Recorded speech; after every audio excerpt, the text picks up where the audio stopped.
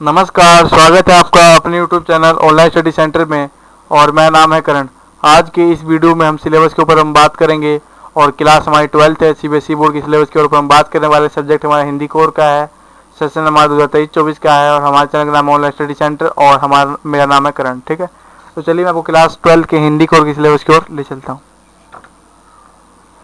Class 12 में Hindi core की syllabus करने से पहले आप ही जान लीजिए कि हिंदी कोर में आपको टोटल 3 पुस्तक होगी। ठीक है, पहली बुक का नाम होगा आरोह, दूसरे का नाम वितान, तीसरे का नाम अभिव्यक्ति और माध्यम। ठीक है, तो आप ये तीनों पुस्तक को जरूर परचेज कर लें क्योंकि बुक के बगैर पढ़ाई नहीं की जा सकती।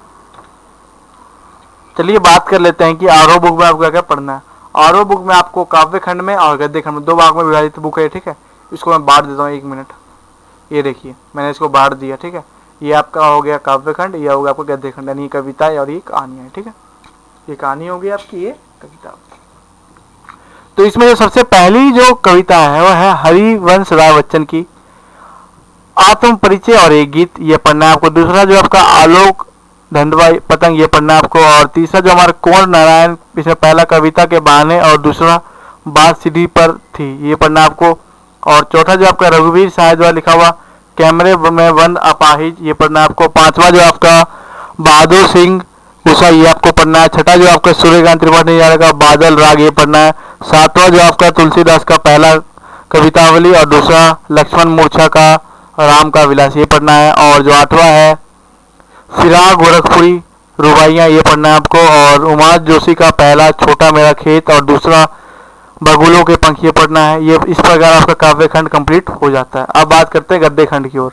गद्य खंड में आपका पहला जो है महादेवी वर्मा का भक्ति तन, ये पढ़ना है आपको। और चौथा जो हमारा जैनेन्द्र कुमार का बाजार दर्शन, ये पढ़ना है। और तीसरा जो आपका धर्मवीर भारती, ये पढ़ना है आपको। इसमें जो लिखा है इन्होंने काले मेघा पानी दे, ठीक है, वर्षा के बारे में इसमें बताया है। और अगला जो आपका फनीश्वर नाथ रेणु का पहलवान की ढोलकी, ये पढ़ना है आपको। और जो अगला है जो हमारे लेखक हैं हजारी प्रसाद द्विवेदी, इनका लिखा हुआ शिरीष के फूल, ये पढ़ना है आपको। और जो अगले जो लेखक है हमारे बाबा साहेब भीमराव अम्बेडकर, यानी अम्बेडकर जी जिन्होंने संविधान को बनाया था, उसमें आपको 2 चीज़ पढ़नी है। पहला श्रम विभाजन और जाति प्रथा और दूसरा मेरी कल्पना का आदर्श समाज। ठीक है, तो ये था आपका आरोह का सिलेबस। अब आपकी जो दूसरी पुस्तक है वितान, इसकी ओर बढ़ते हैं। वितान में भी आपको टोटल 4 चैप्टर पढ़ना है। पहले चैप्टर का नाम है सिल्वर बेंडिंग, ये पढ़ना है आपको। दूसरा इन्होंने ये सिल्वर बेंडिंग के जो लेखक है वो है मनोहर श्याम जोशी। दूसरा जो आपका जूझ आनंद यादव लेखक है, ये पढ़ना है आपको। तीसरा अतीत में दबे पाँव ओम थानवी का, ये पढ़ना है आपको। और चौथा डायरी के पन्ने एन फ्रैंक, ये पढ़ना है आपको। ठीक है, एन फ्रैंक जी ने डायरी के पन्ने जो ये कविता मतलब ये जो कहानी वो लिखी थी। ठीक है, तो ये था आपका क्लास 11th का हिंदी कोर, सॉरी ये था आपका क्लास 12th का हिंदी कोर का सिलेबस। तो इस प्रकार हमने जाना क्लास जो हमारी 12th थी। देखो मैं बता देता हूँ एक बार। तो इस प्रकार हमने जो हमारी क्लास 12th थी उसका हिंदी कोर का सिलेबस हमने जान लिया।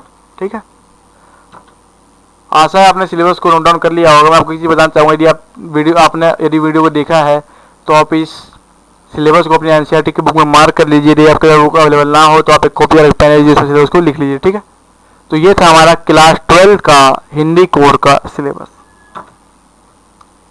ठीक है, ये तो हमारा जो सिलेबस मैंने आपको बताया वो तो हमारा पाठ्य पुस्तक है। ठीक है, और बाकी जो एक अगली पुस्तक है अभिव्यक्ति और माध्यम, उसमें से कुछ आते हैं तो उसके बारे में बता देता हूँ। ठीक है, अब जो तीसरी पुस्तक है अभिव्यक्ति और माध्यम, ठीक है, इसमें मैं आपको बताता हूँ इसमें आपको क्या क्या पढ़ना है। ठीक है, इसमें आपको पढ़ना है, देखो पहला जो आपका विभिन्न माध्यमों के लिए लेखन, ये पढ़ना है। दूसरा पत्रकारी लेखन के विभिन्न रूप और लेखन प्रक्रिया, ये आपको पढ़ना है। तीसरा विशेष लेखन और स्वरूप, ये पढ़ना है।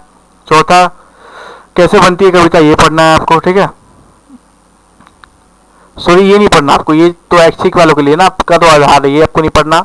और ये नाटक लिखने का परिकरण, ये भी आपको नहीं पढ़ना। ठीक है, और ये जो है ये भी आपको नहीं पढ़ना।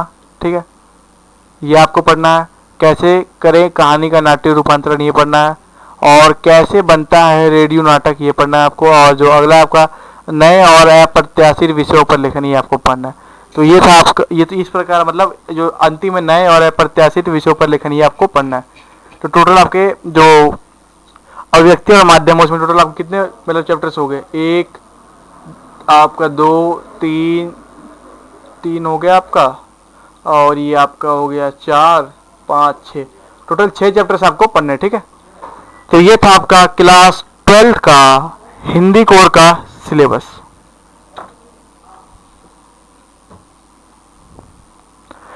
वीडियो अच्छा लगा वीडियो को लाइक कर दे, दोस्तों के साथ शेयर जरूर कर दे, ताकि वीडियो का जो फायदा मिल सके, सिलेबस का सबको पता चल सके। और चैनल को सब्सक्राइब कर लें, बेल आइकन को प्रेस कर लें, और कोई भी डाउट हो कमेंट करके जरूर पूछें। थैंक्स फॉर वॉचिंग, धन्यवाद।